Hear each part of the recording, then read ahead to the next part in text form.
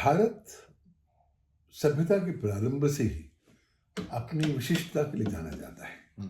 और जो प्राचीन भारत में हम लोगों ने उपलब्धियां हासिल करी थी, उसकी मिसालें आज तक दी जाती हैं।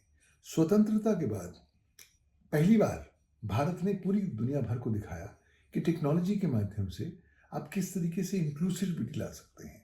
और जब हमने यूपीआई जैसा प्रकरण न केवल स्थापित किया बल्कि सफल रूप से उसे इम्प्लीमेंट किया, तो वो एक संदेश पूरी दुनिया भर में गया कि साहब, आज अमेरिका में तो ऐसे लोग हैं जो अभी तक डिजिटल पेमेंट्स पूरी तरीके से करने में सक्षम नहीं है, कंफर्टेबल नहीं है। वहाँ दूसरी ओर आज यूपीआई की क्रांति की वजह से हम देख पाते हैं कि हमारे यहाँ जो छोटे छोटे लोग हैं, मर्चेंट्स हैं, दुकानदार हैं, वो भी यूपीआई का इस्तेमाल कर रहे हैं। बड़े लोग तो कर ही रहे हैं। तो यूपीआई एक गेम चेंजर हो गया है और इतना महत्वपूर्ण गेम चेंजर हुआ है कि अब भारत के इस सक्सेस स्टोरी को मद्देनजर रखते हुए और कंट्रीज ने भी भारत से आग्रह किया कि हमें भी यूपीआई की सक्सेस स्टोरी का हिस्सा बनाइए। तो अब यूपीआई बहुत सारे और राष्ट्रों में भी जा रहा है।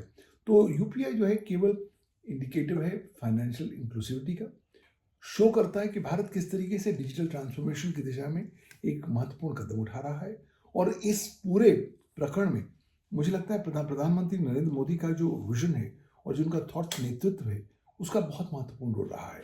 इसलिए जब हम एक वर्ल्ड पावर होने की दिशा में जाना चाह रहे हैं और अब जबकि प्रधानमंत्री मोदी साहब ने कहा है कि 2047 तक भारत को 3 सबसे बड़ी ग्लोबल सुपर पावर्स में एक होना पड़ेगा, तो ये जो हम फाइनेंशियल इंक्लूशंस कर चुके हैं, ये जो मैसिव हम लोग जनधन योजना कर चुके हैं, जैम की ट्रिनिटी कर चुके हैं, उसकी वजह से एक गेम चेंजिंग ट्रांसफॉर्मेशन आया है इलेक्ट्रॉनिक गवर्नेंस में, डिजिटल ट्रांसफॉर्मेशन में।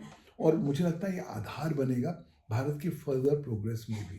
तो जो आज भारत के बाहर के नेता गुणगान कर रहे हैं, वो आपको खुश करने के लिए बात नहीं कर रहे हैं, वो आपको हकीकत बता रहे हैं कि साहब, आज भारत जो है अपने नेतृत्व की वजह से, अपने थॉट लीडरशिप की वजह से बहुत आगे पहुंच चुका है। और मुझे लगता है इसी के बेसिस पर ही भारत का स्वर्णिम युग भी आने वाला है। मुझे लगता है जिस तरीके से टेक्नोलॉजिकल हम लोग आगे प्रोग्रेस कर रहे हैं, वो इस स्टैक फाइनेंशियल स्टैक के आधार पर कर रहे हैं। और बहुत जल्दी अब तो हम लोगों ने इसको एज गिवन फॉर ग्रांटेड मान लिया है। यूपीआई करना मतलब साधारण जीवन का एक कोड ऑफ कंडक्ट नजर आता है, जीवन जीने की शैली स्वरूप में नजर आती है। तो ऑल सेड एंड डन, मुझे लगता है कि जो तारीफ आज विभिन्न राष्ट्रपतियों ने करी है, हेड ऑफ स्टेट्स ने करी है, भारत की फाइनेंशियल इंक्लूजन की ओर, भारत की जो फाइनेंशियल प्रोग्रेस उसकी ओर, मुझे लगता है केवल एक स्टेपिंग स्टोन है।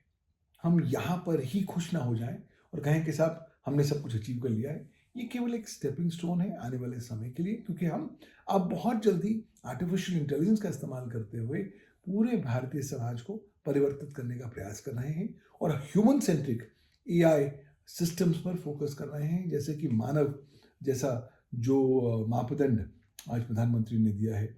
सो मुझे तो लगता है कि हम बोलें कम, बात अपने काम को बोलने दें। और हमारा काम बोल रहा है और धीरे ही धीरे और काम भी बोलेगा। और बहुत जल्दी ही भारत ना केवल ग्लोबल साउथ का एक लीडर उभर कर आ रहा है, बल्कि साथ ही साथ दुनिया में एक अग्रणी पावर के तौर पर भी आने वाला है। क्यों? क्योंकि ऑलरेडी हम दुनिया के सबसे बड़े प्रजातंत्र हैं। क्यों?